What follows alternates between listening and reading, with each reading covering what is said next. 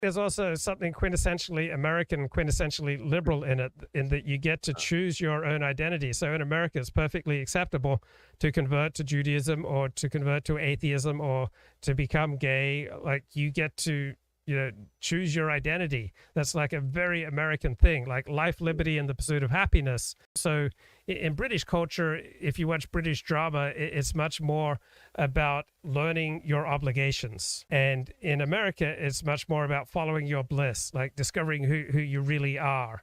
And so there's something like quintessentially American in this trans mania.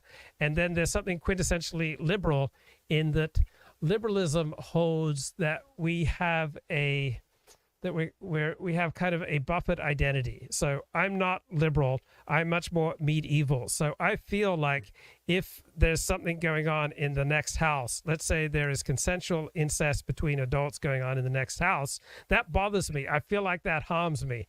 Gay marriage, I feel like it harms me. Doing away with the ban on out homosexuals in the military, I feel harms me because I have a conception of the armed forces being a heterosexual institution. So I don't feel like I live in a Buffett identity. I feel like everything that's going on around me is penetrating me and it affects me. But liberalism developed really out of the Protestant Christianity is much more of a Buffett identity where you have autonomous strategic individuals, rationally making up their minds about what is true and good and beautiful and how they want to lead their life. As someone who's much more medieval, I'm much more skeptical of the powers of human reason. I don't think that people are primarily buffered, strategic, autonomous individuals making, rational choices. So it comes back to these two fundamental ways of experiencing the world. So think about back in the 16th century, if you're a lord, you're the lord of your manor, and you could break wind, you could belch, you could say whatever you wanted at your dinner table. Then when the social political circumstances changed so that you needed to be at court to maintain your status, you couldn't belch at court. You couldn't say whatever you wanted. You had to measure everything you said at court with how would it affect someone. Were you appropriately deferential? You would have to be constantly attuned to what was going on at court. So liberals have much more of a court identity. They want us to be constantly attuned to what's going on for other people. How will that make the retarded feel? How will that make the transgendered feel? How will that make homosexuals feel? How will that make black people or Jews feel? So it's a court morality.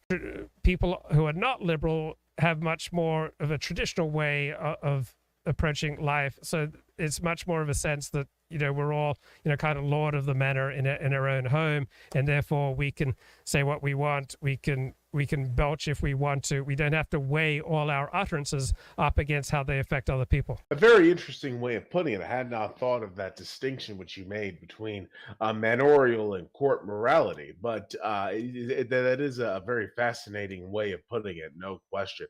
Now, I think, as we obviously are beginning to wind things down here, unfortunately, it does beg the question of why the left is simply so appealing to so many people, whereas the right is not. Because if you look at, like I said, this explosion in left-wing politics among young women over the last very few years, obviously there's an appeal that the left has that the right doesn't. And I don't know exactly what this appeal is, but I think perhaps Luke might have some thoughts on the matter. Anything to share? Yeah, the left dominates all our major institutions. So if you go to university, of course, it'll make your life a lot easier if you're on the left. If you're in any of the professions, your life will be a lot easier if you're on the left.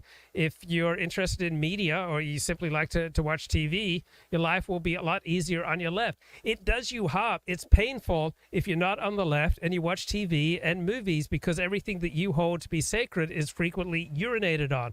So conservatives understandably feel a sense of cultural oppression, and Ronnie Goodman wrote a great book on this, on the conservative case for cultural oppression. He's a man of the left, but he uses left-wing analyses to show the legitimate reasons why conservatives feel oppressed in America. So it's not the explicit ideological appeal of the left, it's that the left dominates our institutions, it dominates how we are supposed to speak. You're going to be much more effective working in a corporation if you're on the left. left because you have internalized that court, way of being, where you're constantly measuring what you say to, how it affect. You're going to do much more effectively in, navigating life among America's major institutions if you take on this strategic, autonomous, buffered sense of self, where it doesn't matter, if the neighbors have a gay marriage, or if the neighbor has trans children. It doesn't matter, because you have this buffered, strategic, autonomous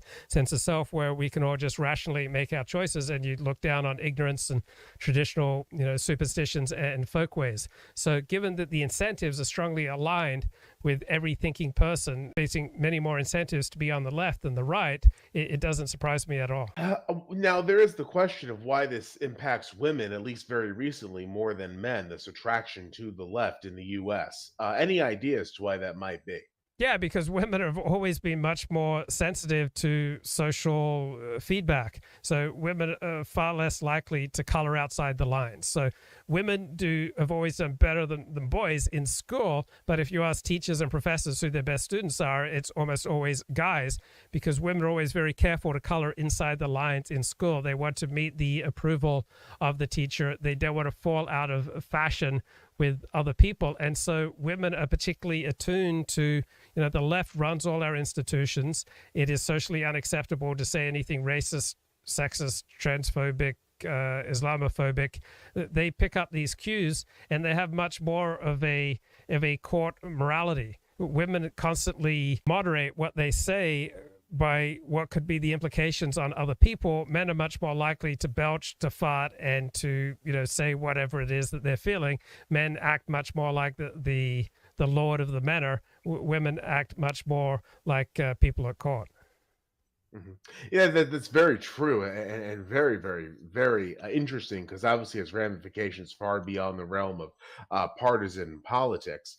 What do you suppose will happen over the next several years? Because there's going to be a lot of guys who are looking for romantic, partnership, but a lot of gals who are not interested in anyone who doesn't share their politics are going to be dismissing these guys. And then, of course, you have the decline in heterosexuality among females, although I don't know how legitimate that is, because I'm not of the opinion that anyone could change their sexual orientation. So, but anyhow, well, what do you think will happen with a lot of these guys who aren't going to be able to find female accompaniment? Or do you think maybe somehow they will be able to? Because if they're not, obviously this is going to cause an extreme problem in so-called society in the United States going forward.